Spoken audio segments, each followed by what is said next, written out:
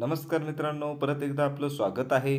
घे भरारी तू या यूट्यूब चॅनलवरती. तर मित्रांनो, आज आपण पाहणार आहोत मुंबई उच्च न्यायालय नागपूर खंडपीठाअंतर्गत पदभरती निघालेली आहे मित्रांनो. त्याची जाहिरात आलेली आहे. तर चला मित्रांनो, एकूण पदे किती आहेत आणि या पदासाठी पात्रता काय लागते, तर चला मित्रांनो व्हिडिओला सुरुवात करूया. आणि अशाच माहितीसाठी मित्रांनो आपल्या चॅनलला सबस्क्राईब करून ठेवा नेहमी अपडेट राहण्यासाठी. तर चला मित्रांनो, काय आहे ते पाहूया.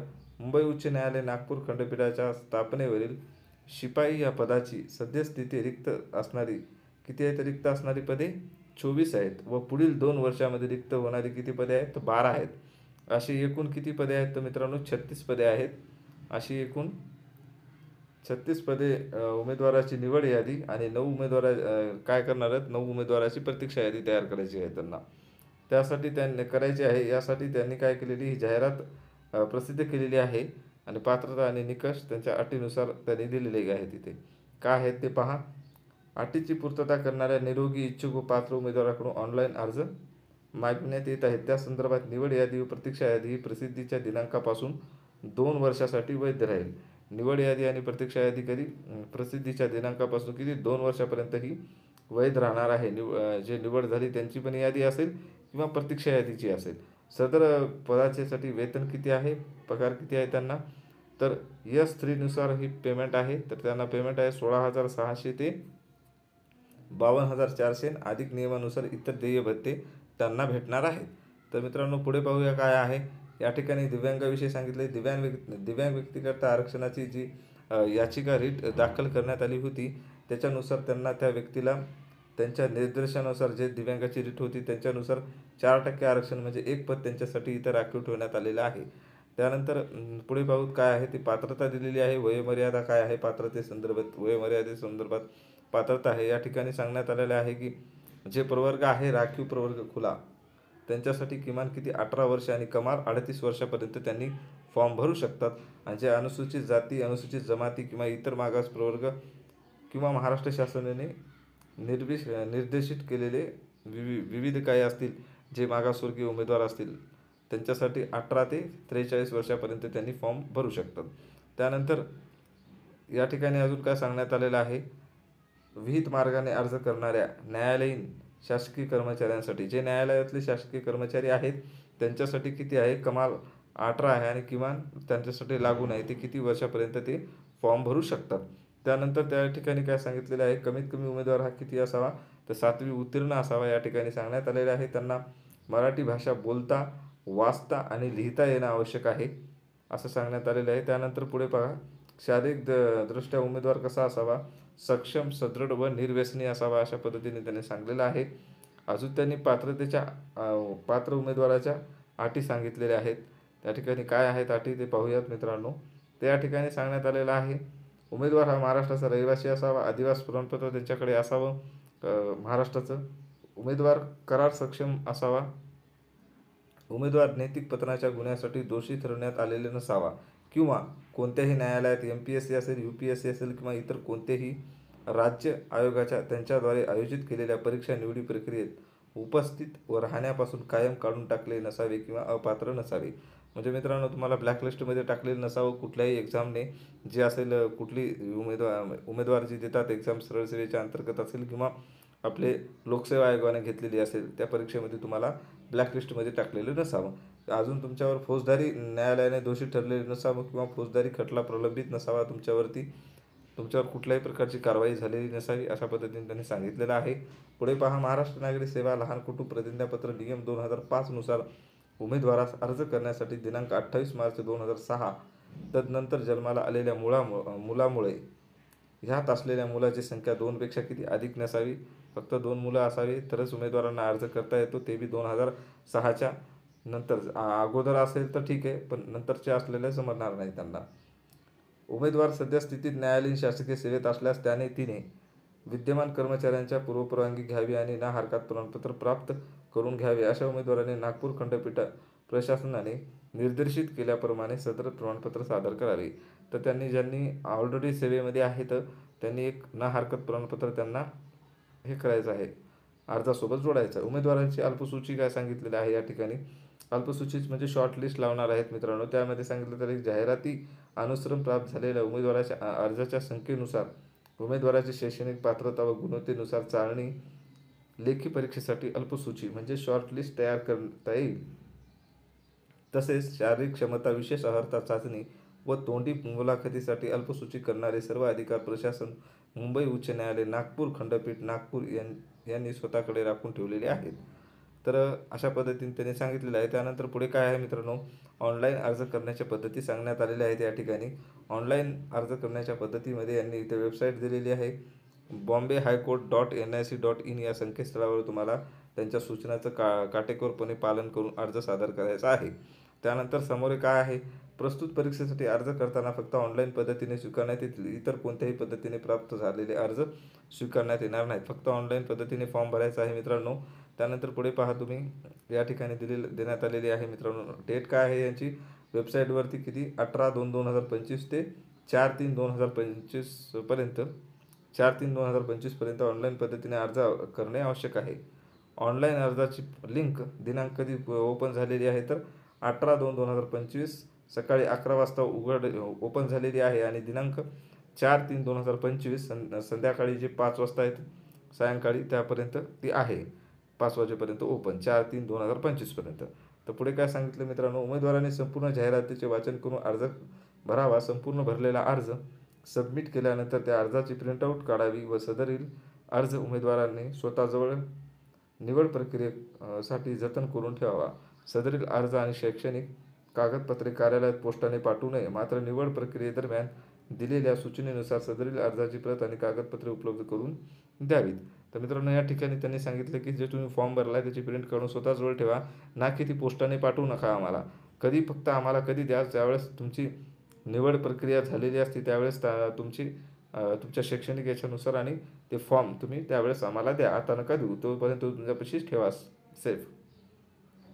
तर पुढे काय आहे मित्रांनो, ऑनलाईन पद्धतीने अर्ज करताना उमेदवारांनी स्वतःचे अद्ययावत पासपोर्ट साईज जो फोटो इथे दिलेली आहे, स्वतःची स्वाक्षरी किती या ठिकाणी दिलेली आहे, स्कॅन करून 40 KB पेक्षा जास्त साईज नसावी अशा 2 स्वतंत्र फाईल्स JPG फॉर्मॅटमध्ये करून ऑनलाईन अर्जात दर्शविल्या ठिकाणी फोटो व स्वाक्षरी अपलोड करणे अनिवार्य आहे.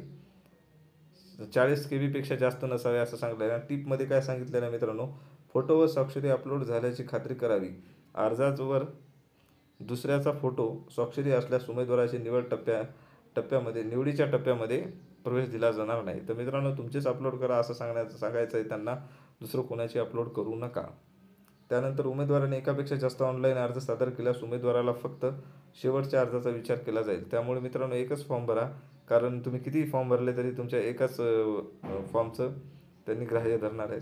पुढे पहा काय आहे ते, उमेदवारांनी त्यांची वेबसाईट दिलेली आहे, त्या लिंकवरती क्लिक करून रिक्वायरमेंटमध्ये पिऊन या अप्लाय ऑनलाईन या पर्यायावर क्लिक करा. तदनंतर SBI कलेक्टेडद्वारे ऑनलाईन फी भरावी. अशा पद्धतीने त्यांनी सांगलेलं आहे. रेफरन्स नंबर 1 तुम्हाला प्राप्त होईल, त्याचा वापर करून ऑनलाईन फॉर्म भरायचा आहे तुम्हाला. त्यानंतर पुढे काय आहे मित्रांनो, या ठिकाणी सांगितलेलं आहे की उमेदवाराने आपली सर्व माहिती योग्यरित्या भरून झाल्यावर सर्वात शेवटी आय ॲग्री बटनावर क्लिक करून अर्ज प्रस्तुत करायचा आहे. उमेदवाराने स्वतःच्या माहितीस्तव जो फॉर्म भरलेला आहे त्याची प्रत प्रिंट ॲप्लिकेशनमध्ये जाऊन रजिस्ट्रेशन ID टाकून प्रिंट काढून स्वतःकडे जतन करून ठेवायची आहे. त्यानंतर अजून पुढे काय आहे मित्रांनो, या ठिकाणी सांगण्यात आले की ऑनलाईन फॉर्म भरताना आपण जाहिरातीतील नमूद शैक्षणिक पात्रता व इतर बाबीची पूर्तता केलेली असेल तरच आपला अर्ज हा स्वीकारला जाईल. त्यानंतर ऑनलाईन शुल्क आणि त्याबाबत सूचना सांगण्यात आलेल्या आहेत. ऑनलाईन शुल्क आणि त्याबाबतच्या सूचना काय आहेत तर उमेदवारांना अर्ज करताना नोंदणी शुल्क किती, ₹50 सांगण्यात आलेले आहे.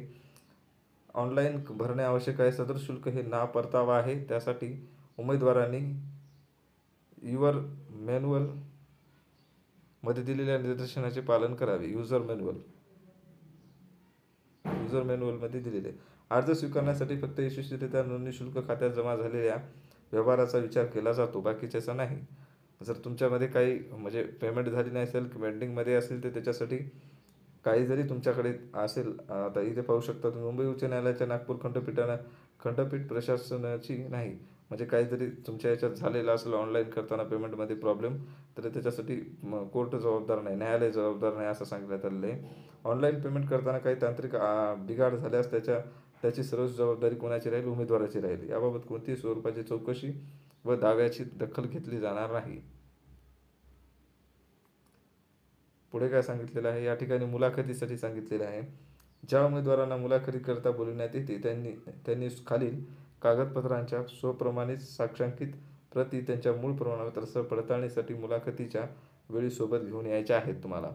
स्वसाक्षांकित म्हणजे एक त्याचे ओरिजिनल जे डॉक्युमेंट आहेत त्या सर्वांची झेरॉक्स आणि त्याच्यावर स्वतःचे सही वगैरे त्याच्यावर करून न्यायचं आहे तुम्हाला मुलाखतीच्या टायमाला.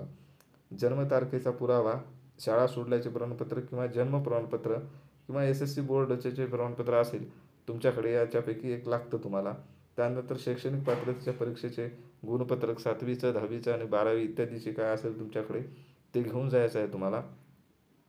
त्यानंतर पुढे काय आहे? शैक्षणिक पात्रतेच्या परीक्षेसंदर्भात आहे परीक्षेचे प्रमाणपत्र जे काय असेल 10वी 12वीचं, हे पात्रतेसंदर्भात होतं, हे पण पात्रतेसंदर्भात आहे. डबल त्यांनी हे केलेलं आहे वाटते. त्यानंतर जाहिरातीत प्रसिद्धीनंतर तारीख आलेली दोन प्रतिष्ठित व्यक्तीची दिलेली चारित्र्य संपन्नतेचे विषयी प्रमाणपत्र. प्रतिष्ठित व्यक्तीचा हुद्दा, पत्ता, फोन नंबर नमूदित असावा. जाहिरातीसोबत नमुना पाहायचा आहे आपल्याला, खाली दिलेला असेल त्यांनी. त्यानंतर या ठिकाणी अजून काय सांगण्यात आलेलं आहे? तत्सम अधिकाऱ्यांनी प्रदान केलेल्या जातीचा दाखला असावा मागासवर्गीयांसाठी. महाराष्ट्राचं आदिवासी प्रमाणपत्र म्हणजे डोमेसाईल सर्टिफिकेट असावं तुमच्याकडे. सेवा योजना कार्यालयात नोंदणी केलेली असावी. नोंदणी प्रमाणपत्र प्रत असावी. त्यानंतर लहान कुटुंबाचं सोय घोषणा प्रमाणपत्र तुमच्याकडे असावं. जाहिरात सोबत दिलेलं आहे नमुना मध्ये. उमेदवारांनी न्यायालयीन शासकीय कर्मचारी असल्यास सक्षम प्राधिकाऱ्यांची कार्यालयीन मंजुरी घेतल्याचे ना हरकती प्रमाणपत्र आवश्यक आहे. त्यांनी वरती सांगितलं होतं ते प्रमाणपत्र तुमच्याकडे हवं असं सांगितलेलं आहे. उमेदवाराच्या नावात बदल झाला असल्यास नावाच्या बदलात शासकीय राजपत्रित विवाह नोंदणीचे प्रमाणपत्र सादर करायचे आहे, त्याची प्रत. संबंधित इतर आवश्यक ऑनलाईन अर्जामध्ये दिलेली माहितीसह न्यायालय प्रशासनाने मागणी केलेली इतर कोणतेही दस्तऐवज तुम्हाला द्यायचे आहेत. त्यानंतर परीक्षेचं स्वरूप सांगण्यात आलेले. परीक्षेचं स्वरूप काय आहे मित्रांनो? या ठिकाणी ते पाहू शकता तुम्ही. परीक्षेचं स्वरूप सांगण्यात आलेलं आहे की आता आपण परीक्षेच्या स्वरूपमध्ये पाहत आहोत. तर मित्रांनो, आलेल्या अर्जाची छाननी केल्यानंतर अल्पसूचीप्रमाणे पात्र उमेदवाराकडून पुढील निकषाप्रमाणे निवड प्रक्रियेला सामोरे जावे लागणार आहे त्यांना. तर त्यामध्ये चाळणी लेखी परीक्षा होणार आहे. 30 गुण असतील त्यामध्ये. कमीत कमी तुम्हाला किमान 15 गुण घ्यायचे आहेत.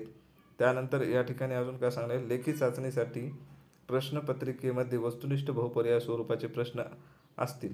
म्हणजे objective type multiple choice question म्हणजे MCQ टाईप आहेत मित्रांनो क्वेश्चन. त्यामध्ये अजून काय सांगण्यात आलेलं आहे? परीक्षेच्या प्रश्नपत्रिकेत 29 प्रश्न ठेवण्यात येणार असून प्रत्येक प्रश्नास 1 गुण असेल. प्रश्न कसे असतील तर मराठी भाषेत असतील. शारीरिक क्षमता चाचणी आणि विशेष अर्हता चाचणी यामध्ये तुम्हाला 10 गुण देण्यात येणार आहेत. तोंडी मुलाखत आहे त्याच्यासाठी तुम्हाला 10 गुण देण्यात येणार आहेत. अशा पद्धतीचे तुम्हाला 50 गुण झाले. हे 30 आणि हे 20, 10 10 20 आणि पुढचे 50 गुण कसे देणार आहेत? तर निवड प्रक्रियेत एकूण 50च गुण आहेत वाटते. 50 गुणाचीच एक्झाम आहे ही. पाहूया असेल तर पुढे काही अजून. तर एकूण निवड प्रक्रियेत एकूण गुण 50च म्हणत आहेत. तर पुढे पाहू. टिप 1 मध्ये काय सांगितलेलं आहे? तर चाळणी लेखी परीक्षेत उत्तीर्ण झालेल्या अल्पसूची पात्र उमेदवारांना गुणवत्तेच्या आधारे शारीरिक क्षमता चाचणी विशेष अर्हता चाचणीसाठी बोलविण्यात येईल व शारीरिक क्षमता विशेष अर्हता चाचणीत उत्तीर्ण झालेल्या अल्पसूची पात्र उमेदवारांना गुणवत्तेच्या आधारे तोंडी मुलाखतीसाठी बोलविण्यात येणार आहे. जे शारीरिक चाचणीमध्ये यशस्वी झाले त्या मुलांना मुलाखतीसाठी बोलवण्यात येणार आहे. जे चाळणी परीक्षेत झाले त्यांना लेखी परीक्षेत झाले त्यांना याच्यासाठी शारीरिक क्षमता चाचणीसाठी, आणि जे शारीरिक क्षमता चाचणीतून उत्तीर्ण झाले त्यांना मुलाखतीसाठी. तर त्यानंतर दुसरा टप्पा काय सांगण्यात आलेला आहे? दुसऱ्या टप्प्यामध्ये उमेदवाराची निवड ही फक्त नमूद निकषामध्ये मिळालेल्या गुणाच्या आधारित गुणवत्तेनुसार केली जाईल. तर त्यानंतर यामध्ये काय सांगण्यात आलेलं आहे? तर परीक्षेसाठी उमेदवारांना प्रवेश प्रमाणपत्र ईमेलद्वारे पाठवण्यात येईल. उमेदवारांनी प्रवेश प्रमाणपत्र परीक्षेच्या वेळी सोबत आणावे, सक्तीचे आहे. प्रवेश प्रमाणपत्र सोबत नसल्यास परीक्षेत प्रवेश दिला जाणार नाही. तर मित्रांनो, तुम्हाला प्रवेशपत्र कुठं पाठवणार आहे? तर तुमच्या ईमेल ID पाठवणार आहे. त्याची प्रिंट काढून तुम्हाला सोबत घेऊन जायची आहे. त्यानंतर पुढे काय आहे? अल्पसूचित प्राप्त उमेदवारांसाठी लेखी परीक्षा, शारीरिक क्षमता, विशेष अर्हता चाचणी तसेच तोंडी मुलाखतीचे वेळापत्रक मुंबई उच्च न्यायालयाच्या संकेतस्थळावर वेळोवेळी प्रदर्शित करण्यात येईल. यासाठी उमेदवारांनी संकेतस्थळावर वेळोवेळी भेट द्यावी. तर मित्रांनो, तुम्हाला त्याचं टाइम टेबल हवा असेल तर त्यांनी आता टाकले नसेल, वेळोवेळी तुम्हाला भेट द्यायची आहे त्या bombay.high.court.nic.in या संकेतस्थळावरती आणि तुम्हाला चेक करायचं आहे. त्या ठिकाणी ते टाइम टेबल टाकतील. त्यासाठी आपल्या चॅनलला सबस्क्राईब करून ठेवा, म्हणजे मी पण टाकेल तुम्हाला लगेच, तर अपडेट तुम्हाला भेटून जाईल. त्यानंतर पुढे पहा, उमेदवारांसाठी इतर आवश्यक सूचना काय आहेत ते बघा. यामध्ये सांगण्यात आलेलं आहे की परीक्षेचा प्रकार, परीक्षेची स्थगिती करणे किंवा रद्द करणे, अंशतः बदल करणे याबाबत सर्व अधिकार प्रशासन, मुंबई उच्च न्यायालय, नागपूर खंडपीठ नागपूर यांनी स्वतःकडे राखून ठेवले आहेत. याबाबत कोणालाही कोणत्याही प्रकारचा दावा करता येणार नाही किंवा सांगता येणार नाही. त्यानंतर पुढे काय आहे पहा, निवड प्रक्रिया सुरू झाल्यानंतर किंवा नियुक्तीनंतर कोणत्याही क्षणी अर्जदाराने अर्जात दिलेली माहिती खोटी सादर केली किंवा खरी माहिती दडवून ठेवल्यास, निदर्शनास आल्यास त्याची उमेदवारी नियुक्ती प्रक्रियेतून कोणत्याही टप्प्यावर रद्द करण्यात येईल अथवा नियुक्ती झाल्यानंतर तिला पदावरून काढून टाकण्यात येईल. समजा तुम्ही खोटी माहिती दिली तरी तुमची एखाद्या वेळेस समजा त्यांच्याकडून तपासताना जर खोटी माहिती असली तरी त्यांना खरी वाटली, त्यांनी जॉईनिंग करून घेतलं, तरी नंतर कळालं ती खोटी माहिती दिली तर तुम्हाला तेव्हा पण काढलं जाईल ड्युटीवरून. सदरहून जाहिरातीमध्ये दर्शविलेले पद संख्येत बदल होण्याची शक्यता आहे. कोणत्याही कारणावास्तव पदे कमी जास्त झाल्यास निवड केलेल्या उमेदवारास नियुक्तीबाबत हक्क प्रस्थापित करता येणार नाही अथवा कोणत्याही वैध कारणामुळे भरती प्रक्रियेतून रद्द झाल्यास याबाबत अर्जदाराला कोणताही दावा सांगता येणार नाही. त्यानंतर मित्रांनो पुढे काय पहा, सदरहून पदे जशी रिक्त होतील त्यानुसार नियुक्तीचे आदेश निर्गमित करण्यात येतील. म्हणजे मित्रांनो, जे सांगितले होते तुम्हाला 12 पदं 2 वर्षाच्या नंतर आहेत, तर तशा पद्धतीची 9 पदं आहेत का, 9 पदं काहीतरी वेटिंग लिस्टमध्ये आहेत. जे काही पदं 2 वर्षाच्या नंतर भरणार आहेत त्या पदासाठी जसे रिटायर होतील तसे तुम्हाला जॉईनिंग त्यांनी देणार आहेत. तर पुढे पहा काय सांगितलं आहे, अर्जदार हा जाहिरातीमध्ये नमूद केलेल्या पात्रता व अटी शर्तीनुसार पात्र आहे असे समजून त्यांना लेखी परीक्षेकरता तात्पुरत्या प्रवेश देण्यात येईल. मुलाखती नियुक्तीपूर्वी उमेदवारांना माहितीनुसार पात्रता तपासण्यात येईल. त्यावेळी उमेदवार अपात्र आढळल्यास त्याचे तिने नाव निवड प्रक्रियेतून वगळण्यात येणार आहे. त्याचे किंवा तिचे नाव निवड प्रक्रियेतून वगळण्यात येणार आहे. केवळ अर्ज दाखल केला यावरून सारणी लेखी परीक्षा किंवा नेमणुकीसाठी पात्र ठरणार नाही. बघा, फक्त फॉर्म भरलाय म्हणजे तुम्ही त्याच्यासाठी होणार नाही, तर उमेदवाराची उच्च शैक्षणिक पात्रता हा सदर निवडीचा मुख्य आधार मानला जाणार आहे. म्हणजे तुमची जेवढी शिक्षण हे असेल त्याच्यानुसार तुमचं ते हे करणार आहेत. म्हणले त्यांनी 7वी पण घेणार आहे लोकांना त्याच्यामध्ये, असं असू शकते. त्यासाठी 7वीचे तुमच्याकडे TC तर तुम्हाला अपलोड करायचीच आहे तिथं. TC म्हणण्यापेक्षा TC किंवा मार्क मेमो तिथं. मुलाखतीसाठी बोलवण्यात येणाऱ्या उमेदवाराची म्हणजे TC कशी करता येईल, कारण TC तर पुढे जाणार आहे ना, त्यामुळे मार्क मेमो तुम्हाला अपलोड करावा लागेल. जे कोणी मुलाखतीला येणार आहेत म्हणजे जे उमेदवार असतील त्यांनी अर्जासोबत दाखल केलेल्या कागदपत्राच्या मूळ प्रती पडताळणीसाठी आणाव्यात. तसेच या कार्यालयात मान्य होईल असे स्वतःचे फोटो प्रमाणपत्र, स्वतःचा जो फोटो ID असतो, जसे की मतदान कार्ड, पॅन कार्ड असेल, आधार कार्ड असेल, वाहन परवाना यापैकी एखादा पुरावा तुम्हाला सोबत न्यायचा आहे मुलाखतीच्या वेळेस. त्यानंतर पुढे काय सांगण्यात आलेलं आहे, पात्र उमेदवारांना नेमलेल्या तारखा लेखी परीक्षेसाठी शारीरिक क्षमता असेल, विशेष अर्हता चाचणी असेल किंवा तोंडी मुलाखतीसाठी जे काही स्वखर्चाने हजर राहायचे आहे त्यांनी जेव्हा वेळेस त्यांचं टाइम टेबल जाहीर करतील आणि त्यांना त्याच्यानुसार बोलवतील त्यावेळेस तुम्हाला स्वतःच्या पैशाने तुम्हाला तिथे हजर राहायचं आहे. कार्यालयाच्या नियंत्रणाबाहेर कोणत्याही अनपेक्षित घटनेमुळे भरती प्रक्रियेत वेळापत्रक बदलू शकते.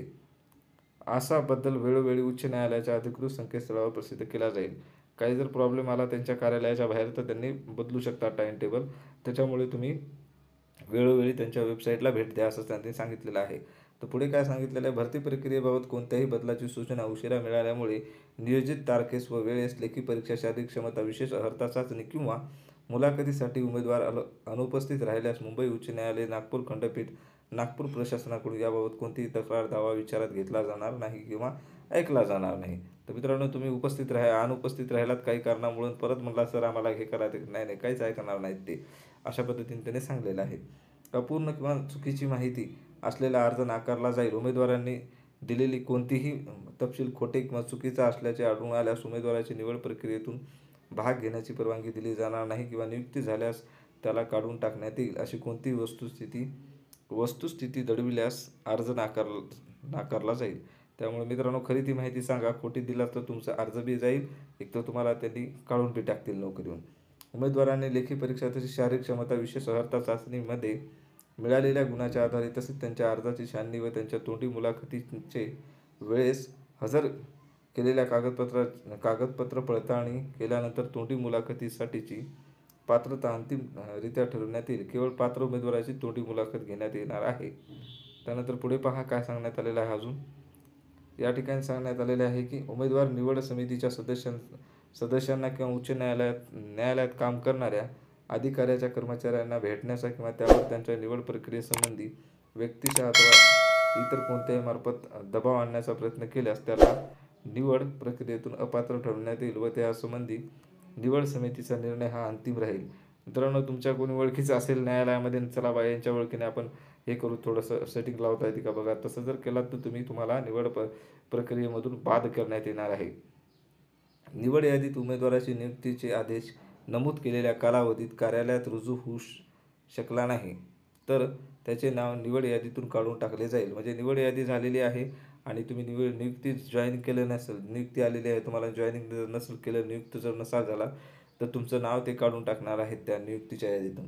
निवड यादीतील उमेदवाराला त्याला नेमून दिलेल्या वेळेत कार्यालयात हजर न झाल्यास किंवा निवड यादीतील उमेदवाराला त्या यादीच्या वैधतेच्या कालावधीत राजीनामा दिल्यामुळे जर रिक्त झाले तर प्रतीक्षा यादीतील उमेदवाराचा विचार करण्यात येईल. याबाबत सर्व अधिकार प्रशासन मुंबई उच्च न्यायालय, नागपूर खंडपीठ नागपूर यांच्याकडे स्वतः ते राखून ठेवणार आहेत. म्हणजे उमेदवारांनी जर राजीनामा देऊन टाकला, एक निवड झाल्याच्या नंतर काही दिवस केला काम, नंतर राजीनामा देऊन टाकला तर त्यांची जे काही प्रतीक्षा यादीमध्ये आहेत त्यांना ते घेतील त्या ठिकाणी.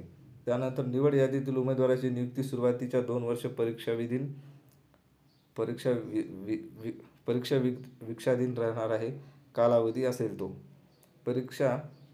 परिवीक्षाधीन कालावधीत समाधानकारक पूर्ण झाल्याबद्दल प्रमाणपत्र जारी होईल. त्यानंतर नियुक्तीची सेवा वेळोवेळी कोणतेही नोटीस न देता किंवा कोणतेही कारण न देता समाप्त केल्या जाऊ शकतात. समजा तुम्ही नियुक्तीचं 2 वर्षाचा त्यांचा परिवीक्षाधीन राहणार आहे. निवड प्रक्रियेतून निवड समितीने घेतलेला निर्णय हा कसा असणार आहे, अंतिम असणार आहे. त्यानंतर पुढे काय दिलेले आहे पहा मित्रांनो. या ठिकाणी सांगण्यात आलेले की ऑनलाईन अर्ज भरण्याची मार्गदर्शक सूचना सांगितलेल्या आहेत. ऑनलाईन अर्ज भरताना कोणती काळजी घ्यायची याच्याविषयी मी तुम्हाला डिटेल्स आता सांगणार आहे. तर चला मित्रांनो, पाहूया पुढे काय सांगण्यात आलेलं आहे ते. या ठिकाणी सांगण्यात आलेले आहे की ऑनलाईन अर्ज भरणे सुरू करण्यापूर्वी उमेदवाराने पदाची संपूर्ण जाहिरात वाचावी. ऑनलाईन अर्ज हा इंग्रजी भाषेत भरणे आवश्यक आहे. ऑनलाईन अर्ज भरताना तुम्हाला फक्त इंग्रजी भाषेत भरायचा आहे. त्यानंतर पुढे काय सांगितलं, ऑनलाईन अर्ज भरणे सुरू करण्यापूर्वी उमेदवाराने स्वतःच्या अद्ययावत फोटो, स्वाक्षरी, स्वातंत्र्य स्कॅन करून 40 KB पर्यंत तुम्हाला करायचे आहे. ते JPG फॉर्मॅटमध्ये 2 वेगवेगळ्या फाईल तयार ठेवाव्या लागणार आहेत तुम्हाला, फोटोची आणि साईनची. आपलं स्वतःची अद्ययावत म्हणजे सध्याची आता काढलेली फोटो आणि स्वतःची साईन, किती 40 KB पर्यंत. ऑनलाईन अर्जाची संपूर्ण माहिती अचूक भरणे उमेदवाराला काय बंधनकारक आहे. उमेदवाराची माहिती भरताना संपूर्ण नावाचे स्पेलिंग त्याच्याजवळ उपलब्ध असलेल्या शैक्षणिक कागदपत्रानुसार अचूक नमूद करावी. त्यानंतर पुढे काय सांगण्यात आलेलं आहे, उमेदवाराचे पत्रव्यवहार अचूक पत्ता, पिनकोड द्यावा. अर्धवट पत्ता देऊ नये. पिनकोड सगळं बरोबर व्यवस्थितरित्या फॉर्म भरताना पत्ता व्यवस्थित टाका असं सांगण्यात आलेलं आहे. उमेदवारांनी उपयोगात असलेला ईमेल, मोबाईल क्रमांक द्यावा. उमेदवारांनी आपली जन्मतारीख, शैक्षणिक कागदपत्रे अथवा जन्म प्रमाणपत्राप्रमाणेच अचूक लिहावी. जे शैक्षणिक कागदपत्रावर तुमची जन्मतारीख आहे तीच जन्मतारीख टाका अचूकपणे, चुकीची टाकू नका असं सांगण्यात आले. उमेदवारांनी त्यांच्या शैक्षणिक कागदपत्राच्या आधारे अर्जात अचूक शैक्षणिक माहिती भरावी. उमेदवारास ज्या भाषेचे ज्ञान आहे त्याची नोंद करावी तिथे. त्यानंतर पुढे काय आहे, उमेदवाराने त्याला ओळखत असलेल्या 2 प्रतिष्ठित व्यक्तीकडून चांगली वर्तणूक व चारित्र्याबाबत दाखला प्राप्त करावा आणि अर्ज भरताना सदरील व्यक्तीची माहिती अर्जात नमूद करावी. सदरील दाखला हा जाहिरात प्रसिद्धीनंतरच्या तारखेचा असावा. सदर प्रतिष्ठित व्यक्ती ही उमेदवारांच्या जवळची नातेवाईक किंवा मित्र नसावी. तर मित्रांनो या ठिकाणी तुम्हाला चारित्र्य प्रमाणपत्र दिलेलं आहे. ते प्रमाणपत्र भरायचं आहे. कोणाकडून जे तुमचे नातेवाईक किंवा मित्र नसावं असं सांगितलं किंवा जवळची व्यक्ती नसावी, ते तुम्ही कोणाकोणी भरून घेऊ शकता की बा हा मुलगा चांगला आहे, मी ओळखतो. उदाहरणार्थ गावातल्या सरपंचाकडून तुम्ही भरून घेऊ शकता ते फॉर्म. त्यानंतर पुढे काय आहे, उमेदवारास असलेली अपत्याविषयी योग्य ती माहिती सदर रकान्यात भरावी. त्यांनी विवाहित उमेदवारास आज रोजी अपत्य नसेल तर त्याने त्या रकान्यात 0 अशी माहिती भरावी असं सांगण्यात आलेलं आहे. त्यानंतर पुढे काय आहे, ज्या शैक्षणिक प्रमाणपत्रावर म्हणजे अशा प्रकारचे ग्रँट दिलेले असतात, CGPA किंवा SPGA और ग्रँट देण्यात येतात. तसेच प्राप्त शैक्षणिक पात्रतेच्या संबंधित बोर्ड विद्यापीठ संस्थेच्या निकषानुसार सर्व शैक्षणिक वर्षाच्या सत्राच्या एकूण गुण व अर्जदारांस मिळालेल्या एकूण गुण शैक्षणिक पात्रतेच्या संबंधित रकान्यात नमूद करावे. जे काही तुम्हाला गुण भेटले त्याच्यानुसार तुम्हाला रकान्यात नमूद करायचे आहेत.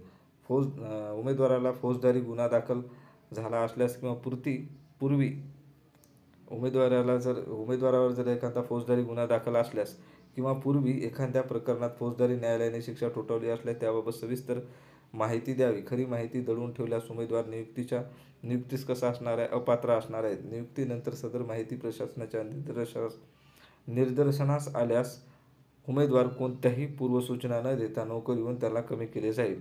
त्यामुळे जी काही माहिती आहे ती सांगा व्यवस्थितरित्या असं सांगलं. उमेदवारांनी अर्जात योग्य त्या ठिकाणी 40 KB पेक्षा कमी आकार असलेल्या स्वतःचा स्कॅन फोटो व स्कॅन स्वाक्षरी JPG फॉर्मॅटमध्ये फाईल अपलोड करावी असं सांगलेलं आहे. त्यानंतर पुढे पहा काय सांगितलेलं आहे. अर्ज सबमिट करण्यापूर्वी उमेदवाराला भरलेले अर्ज बरोबर आहे की नाही याची खात्री करून डिक्लेरेशनचे वाचन करावे. नंतर आय ॲग्री या बटनावर क्लिक करून अर्ज सबमिट केल्यानंतर उमेदवारास अर्जात कोणतेही बदल करता येणार नाही. एकदा सबमिट केल्याच्या नंतर अर्जात कोणतेही बदल करण्यात येणार नाही. अर्ज सबमिट झाल्यानंतर येणारा रजिस्ट्रेशन ID नंबर उमेदवाराने नमूद करून घ्यावा आणि नंतर प्रिंट ॲप्लिकेशन या पर्याय सिलेक्ट करून ऑनलाईन अर्जाची प्रिंटआउट काढून घ्यावी अशा पद्धतीने त्याने सांगितलेलं आहे. पुढे पहा, अशा पद्धतीचं हे घोषणापत्र आहे मित्रांनो. नमुना A मध्ये त्यांनी सांगितलं होतं अशा पद्धतीचे घोषणापत्र आहे. या ठिकाणी तुम्हाला किती मुलं आहेत किंवा नाहीत याविषयी तुम्हाला इथे या रकान्यामध्ये भरायचं आहे संपूर्ण डिटेल्समध्ये. याची प्रिंट काढून घ्यायची आहे तुम्हाला या जाहिरातीच्या फक्त या नमुना अची घोषणापत्राची आणि नमुना B चारित्र्य वागणूक प्रमाणपत्राची तुम्हाला इथे ही पण प्रिंट लागणार आहे सोबत, कारण हे पण तुम्हाला मागितलेलं आहे. या ठिकाणी तुम्ही काय करायचं आहे, ज्याच्याकडून घेतलेलं आहे प्रमाणपत्र लिहून त्याचं नाव, सही वगैरे सर्व हुद्दा, पत्ता सगळं तुम्हाला या ठिकाणी टाकायचं आहे, त्याचा मोबाईल नंबर बी. तर मित्रांनो, ही अशा पद्धतीची माहिती होती. माहिती कशी वाटली नक्की कळवा. नेहमी अपडेट राहण्यासाठी आपल्या चॅनलला सबस्क्राईब करा. थँक्यू मित्रांनो.